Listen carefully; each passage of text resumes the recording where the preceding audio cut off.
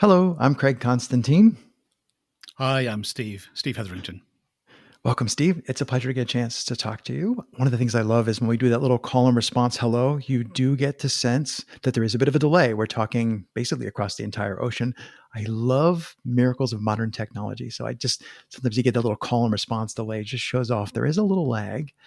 And today we do a little pre-call on each one of these where Steve and I have been talking for a few minutes, and a little different today. We're also recording an entire video of the whole thing, what I do before and what I do after. So there's this extra video camera making me nervous. I don't know about you. But before we were talking, what should we talk about? And Steve's idea, which I love, was to talk about the journey, the journey of podcasting. So Steve's journey and then his insights on it. So Steve is both a podcaster and also an alpaca shepherd. And there's lots of connections. His podcast, one of them, is about alpacas. And he's also spending a ton of time putting together something called the Pod Buffet. He's also a coach within the Akimbo course, the podcasting workshop. So super in podcasting. He's also got his own business talking about the fact that we all believe podcasting works. So there's lots of things, but it's all around podcasting. So when Steve said, let's talk about the journey, I was like, yeah, I think that's a good place to go. So do you need a specific question? Or you want to just start talking about the journey? No, I can talk podcasting all day. I can talk alpacas all day as well. I'm a man of enthusiasms, I think. So it was an interesting, originally the workshop email appeared, or I saw the details somewhere anyway. And I thought, oh, perfect. This is just what my wife needs. And she was, I know. Trying to make me snarf my drink. So this was, she was in the process of writing a book, and we were talking about a podcast would be a great way to promote the book. So that was what we were going to do. And oh no, she didn't have capacity to do writing the book and doing the podcast. So how about I did the course, I learned how to do the podcast, and then I can help her do the podcast for her book, which we still haven't quite finished yet. We're still working on. It's still an idea. Meanwhile, 2.5 years on, I've been podcasting and then moved into the coaching and all that kind of stuff as well. So it was it's something I've been interested in. I realized that going way back, Adam Curry and the early days when it was kind of something else that wasn't podcasting. It was before there was an iPod, so there was no podcast. Yeah, just slinging audio files, right? Yeah, and I was listening to stuff then, way back, and really enjoying it, and thinking about, oh, can I get involved in that? It didn't quite happen at the time, but a little play with bits and pieces. But so I've listened to things and been aware of podcasts right from the start, and then there was this opportunity to learn about it, and it just, there's a spot in here that says that's for me. And it was a bit like that with the alpacas as well. There's something in there that says, oh, this is my shaped thing. This is an expression of me. I didn't know that. So I didn't realize I was an alpaca shepherd. I'd never had the opportunity to be a shepherd before. We'd had a dog. I'd had a hamster when I was a kid, but it's not quite the same. It's not quite the same thing. Learning. Absolutely. But it always, how many alpaca do you have? Yeah, I know. 37 now. 37, plus, let me look out the window just to be sure. Yeah, no. We're yeah. okay. 37 still.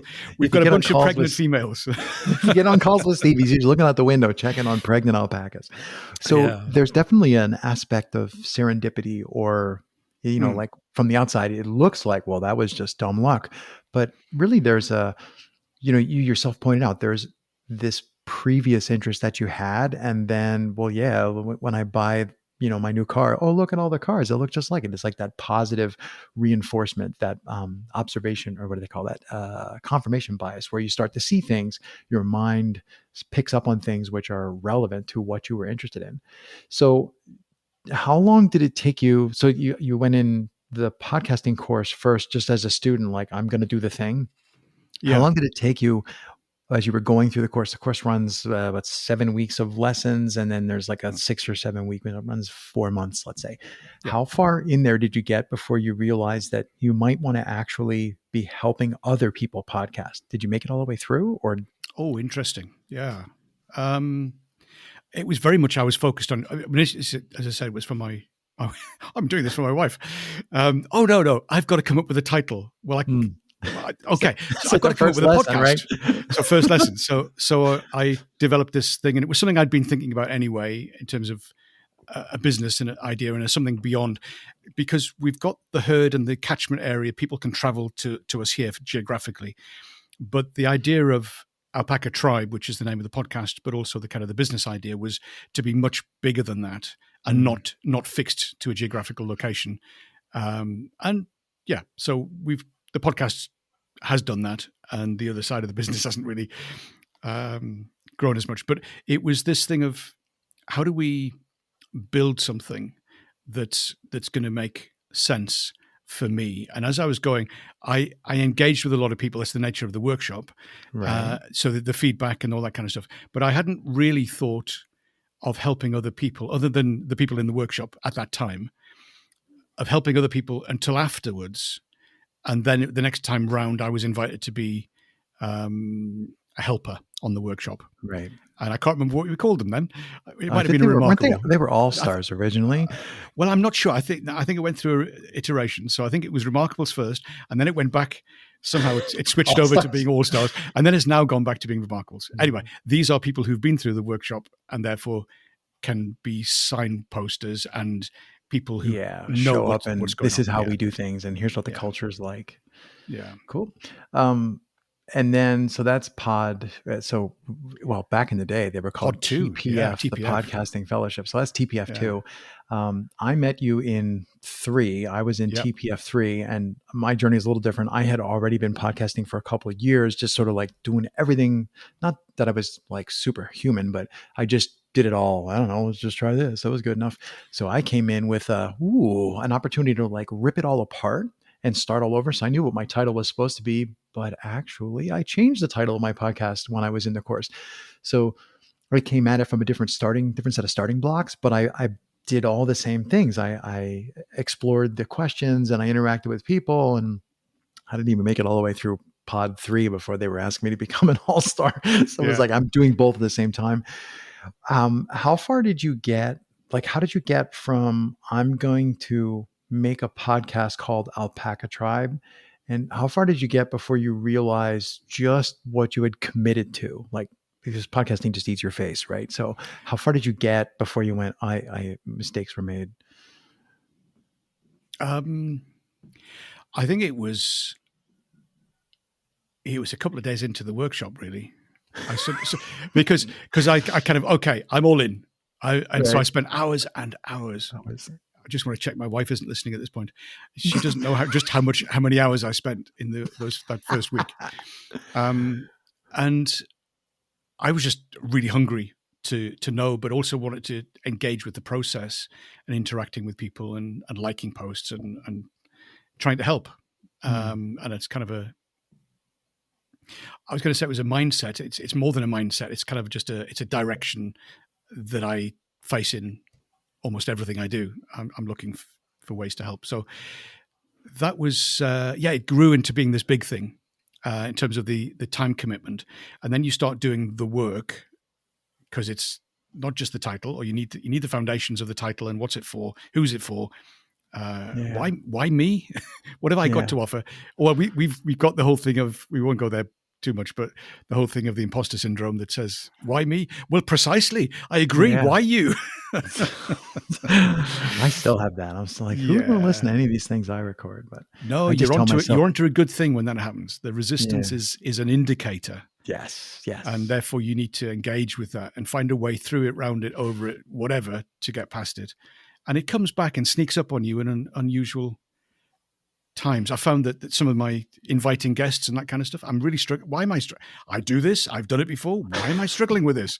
And you just got to kind of look and revisit the thing. So that's all part of the process and the journey that I was talking about. I was just thinking this morning, 2.5 years on, I feel just about ready to start learning about being a podcaster now. Amen. I'm with you. Yes. And I Day find, I one. was thinking, how often does that happen? Well, fairly regularly. And it's almost, is it every 30 episodes or something? Is there a measurable thing that says after a certain length of time, you can expect this thing's going to come back again? But I think it's a process of recognizing that you know what to do. You know how to press record. I'll just check it. Have we got a flashing red light somewhere? Oh, I can see. We've already got it. I don't know. I'm like, dude, you're on the other side of the table today. It's all on me. I know. But I can't help. Can't help it. And I've just remembered I'm not supposed to press the red button. That's okay. Yeah, there is a red blinking button. For those of you watching on the video, it's over here on the corner of my screen. 10 minutes, 26 seconds. Keep going. And for me, the thing that shows that it is recording is I can see the waveforms. Oh, hello, waveforms. There they are. So what was I saying now? So this process of revisiting, I know enough about the nuts and bolts to do this. So how can I up the game now? How can I do it better? And you start off, sorry. No, it's fine. Do you think the journey would have been different for you or might be different for others based on the format that they do first? So Alpaca Tribe is host on mic. Everybody should know what that is. It was like one person talking. Oh, it's not. Host with it isn't? No. I thought most of what you were doing was host on mic. Whoops. Oh, it is, but it was when I started. It was all interviews. Oh, no, wait. Okay, so I haven't been listening recently. I'm sorry. No. Well, recently it has all been host on mic. Oh, I'm so confused. And I need to go back to having more people on for interviews. So this is part of my by revisiting why am I doing difference this? For you internally? I mean, I know the difference between host and mic versus interviews, but why do you think that there's that difference between the two formats? Like what do the two formats do to you or for you, and how is what they do for you personally different? Yeah, they are quite different. They demand different things of you. If you're doing host on mic, it's just you. What are you going to say? What you can interact with people and have a conversation, but it's just you. So how do you have that conversation? Well, you've got to know what you want to say, where you want to go with it. And I found that I need to script things, and some things I need to script in quite a lot of detail. And then I've got to read the script in a way that sounds like I'm just talking. Oh, that's hard. Yes. That's a whole another skill. But also I've just recently revisited the whole thing. What is this about? What am I trying to do? Okay, so the Alpaca Tribe podcast is the reason for that is to have, or to encourage or to help alpaca owners who probably only got a few alpacas, a lot less than me, but only got a few alpacas, help them to be confident and so what's my little phrase? I can't remember. To be confident and no, confidence comes second. You see, this is my reason for being, and I can't even remember it. I feel your pain. Like if you ask me to like drop kick my vision and mission statement, I'm like, I need my crib notes. Okay, to be confident and fulfilled owners of happy and healthy alpacas. Yes, this is it. How do you? How long did it take help you to people? write that? Oh, ages. Because I put words in, stripped them out, pulled it around. Yes. So my podcast, and then reversed it. I had two sentences and I reversed them. Yes, my podcast has a little thing that I say every time, and I probably spent 3 weeks on that, like 3 40-hour weeks working on 2 sentences that are at the front. And I just want other people to understand, like, yes, that's part of the journey. If you haven't, I'm sorry if you picked a really easy description and it's been working for you, and now I don't want to make you feel like you have to spend all that time, but that to me is like my North Star. Like in the middle of a conversation, sometimes I'll be thinking, I'm supposed to be talking to people about, and it runs through my head and then it tells me where to go. But sorry, I interrupted you. No, that's absolutely right. And it is this thing that you go back to it and say, am I doing that from the start? Am I doing that in the middle? Have I achieved that? And you can't, if you've just got one question you're answering, one problem that you're addressing, you've got to make sure it's a big problem and it's an interesting problem. Right. Because otherwise you're going to get bored. And you're going to run out of things to say, particularly if it's host on mic, because it's just you talking. So what am I going to do this week? Well, I've found that the other thing which really feeds into this is who's your audience? I've found that I've got 2 audiences. I've got people who like the stories that I tell about the alpacas. Oh, this is Millie. She's the matriarch of the herd of the females. And she's just like this. And she did this today. All those kind of things. People love that. but that's not, is that part of helping people to be confident and, I've you know, heard you sort of talk about this satisfied before. Should I things? split my whole project into 2 pieces, or should I do Yeah. different kinds of episodes? But there are I some find people who, listening to my podcast, have gone off and bought land, bought alpacas, and have started, which is incredibly. I hope I said the right things. I hope that works out. So they need the practical stuff. So I try and meld the things together. So I'm telling the stories, and as an aside, at this particular point, because this is what alpacas do, and this is why, and this is how we should interact with them, that makes them feel safe, which means they're not going to spit at you, because they don't spit. You have to work really hard to make an alpaca spit at you.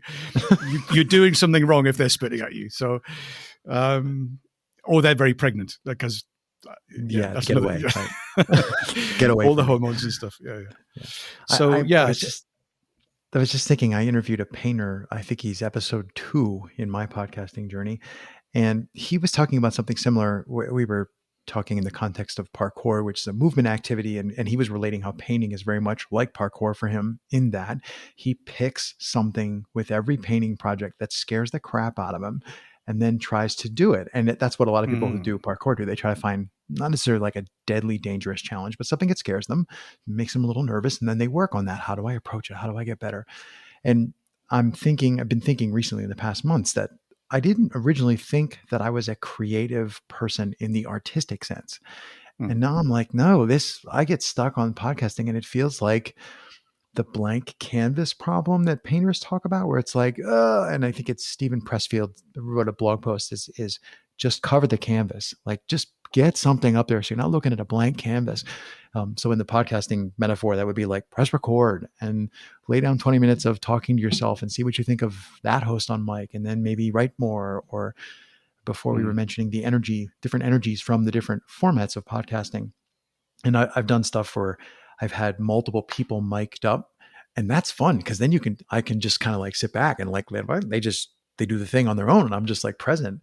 And then these are fun because you and I can get energy from each other, but host on mic is more challenging. You have to like do that. You have to come to the mic with all the energy yourself. And super challenging. So you have to have somebody sat there opposite you when you're doing host on awkward. mic. Not a real one, but who is this person that you're talking to? So I was on a call with somebody the other day, and they were saying that they have 5 people on their bookshelf. That they face their bookshelf when they're doing their recording, and there are kind of like 5 different people that they're kind of talking to, different, right? And you think, oh yeah, well, who are mine? Who? And that's just my problem. Sometimes I think I'm talking to people who want to hear the stories, and sometimes I think I'm talking to people who've got alpacas, and sometimes people who like the fleece and are never going to have alpacas of their own. So it's all this kind of who is this for again? What am I trying to do? So you need to revisit that regularly, I think. And at the same time, you kind of go, I could do something bigger and better and more powerful. That's going to take more time, more effort, and is going to be hard work. I know, I'm just going to have a conversation with somebody because it's easy. I could do that. And you've got to find the balance of doing the thing that's easy and doing the thing that's better. And you need to push yourself, like you're saying, find something that's a little bit scary, a little bit on the edge. How can I go further with that? Whether it's an interview, whether it's scripting something that says, okay, I'm very clear now, and I've just started doing things differently. Putting marks on my script, which give me, this is the place you need to do an emphasis. This is the place where you can take a breath. Slow down, speed. All those kind of things. So the last couple of weeks, I've been working with a new set of markings and a new app that I use to help me with that. And it's really great. I'm enjoying that. Oh, it's a new shiny thing. We have that problem, don't we? Tech and stuff.